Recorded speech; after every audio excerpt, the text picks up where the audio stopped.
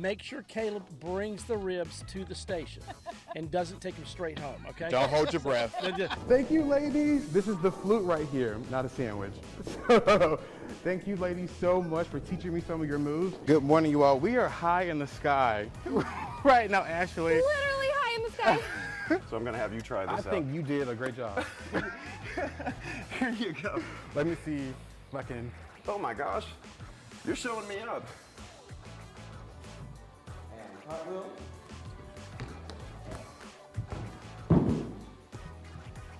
I didn't break anything. I haven't done a cartwheel since 1997. Woo! Woo! Jesus! Woo! If you eat this for breakfast, you're not going to work. If you stop by here and eat this, that's a power breakfast. You know, you have to be doing something after that. a power nap. Maybe so. Okay, It's y'all. adorable. It's not Again, that how far it off. should look, how mine looks. Bring it around town. Here we Who go. said that? SpongeBob. Okay, It's like, yeah. bring it around around town. Here on the set of Who's Holiday with Adrienne Dobson, who's playing Cindy Lou Who in this one-woman show. So talk about Cindy as a person, because God is still working on Cindy, like the rest of us, right? This is my favorite. Yes. Yeah. It's not on right now, obviously, but We're gonna jam out here, so moving on, yeah.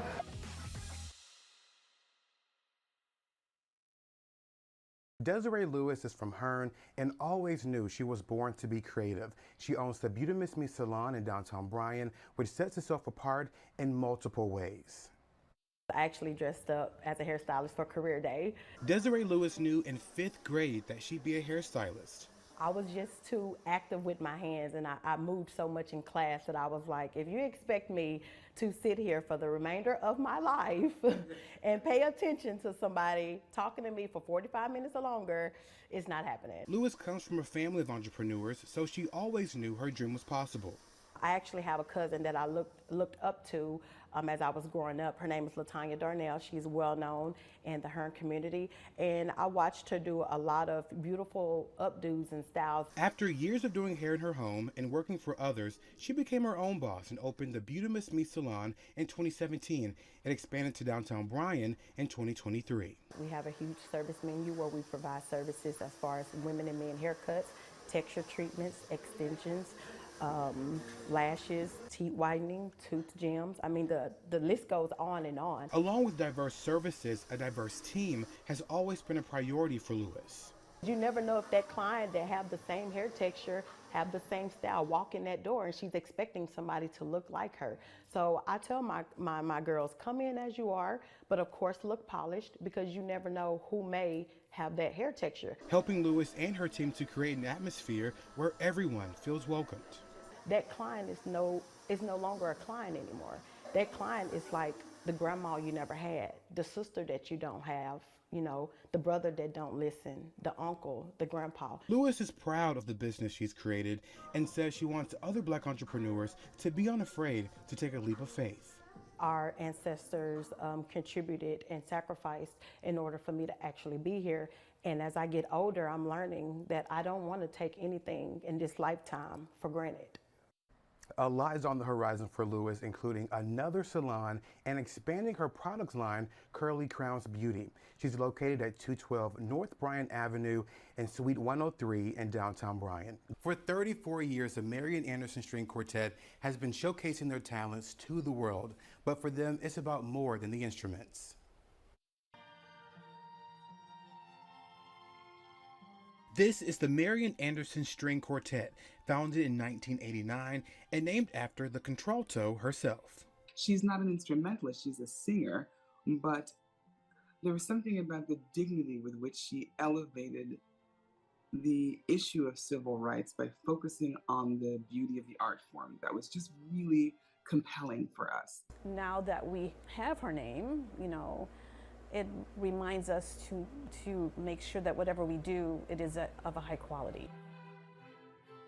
The group has played on prestigious platforms across the U.S. and France while challenging what a performance stage is. I can say that I played in juvenile detention centers and maximum security prisons and hot dog weenie roast festivals, and brought this beautiful music and brought people together through this beautiful music is something that really matters to me. In the same way they've brought others together through music, it's also connected them. These ladies are my sisters, and I'm getting choked up here. Because when I came into the quartet, it was right after my dad died, like a year after. And they were with me as I lost my sister and my mother. And so that was my immediate family. It's this connection that's carried this group for 34 years and encourages them to inspire the next generation of artists. Take the risk. It's very easy to come up with 1,000 reasons why I can't, I'm too this, I don't have enough that, I don't have enough that. But if you listen to our history, we didn't have enough any of it. But the heart just kept pulling, so we just kept following the pull. And it landed us in places that we could not possibly ever have imagined. So the group has projects in the works. You can keep up with them on Facebook at Marian Anderson String Quartet, LLC. Hassan Diarra grew up not even 2 hours away from Madison Square Garden and will again play on the same court he saw basketball greats on as a kid. Many athletes have a good luck charm, and for number 5 Hassan Diarra, it's his mom. And I talk to him, I pray for him. So I pray for all of them actually, because I'm like, make sure you tell the whole team I say good luck, to do the magic for me. So he loves that. Diarra's mom, Khadijah Kone, says he's been playing basketball since he was 10, and seeing him play at Madison Square Garden for the NIT semifinals wasn't surprising at all. Well, from his young, I know he have the energy, he have it. So yeah, it didn't surprise me. I see him more than this, so actually. The semifinals was extra special because Diarra is a Queens, New York native. It was also Kone's first time seeing her son play college basketball in person. I was all over. I was so happy. I was proud, Mom. So it was amazing. As the Aggies prepare for the NIT championship Thursday, she believes it won't be Diarra's last time playing in the Big Apple. Oh yes, I'm seeing him. NBA, let's say that. I'm gonna start from there. Until then, Kone says she's excited to watch him again in the stands Thursday. He's strong and he believes what he do, and I think when you love what you do and you're gonna do good on it. So I wish him all the best and all of them. Kone says she's already looking forward to that good luck phone call as the Aggies prepare to play Xavier tomorrow night. Live in New York City, Caleb Britt, News 3. About 2 years ago, the Reeds received unexpected calls that 5 nieces and nephews and one of their half-brothers were in need of a home. The intention wasn't for this to be permanent, but that's not the case for one. I felt alone, and I kind of stayed to myself. This was how Fred McLaurin felt 2 years ago. I grew up in a single-parent household. I was living with my mom at one point, and then I got taken from my mom, went to my dad. They were divorced when I was born, so I never experienced a double-parent household. Growing up around drug use led him to being fostered by relatives he had never met before, Uncle Melvin and Katrina. When he first came, you can definitely tell that there was a lot of emotional brokenness there. But it didn't take long for Fred to embrace his family.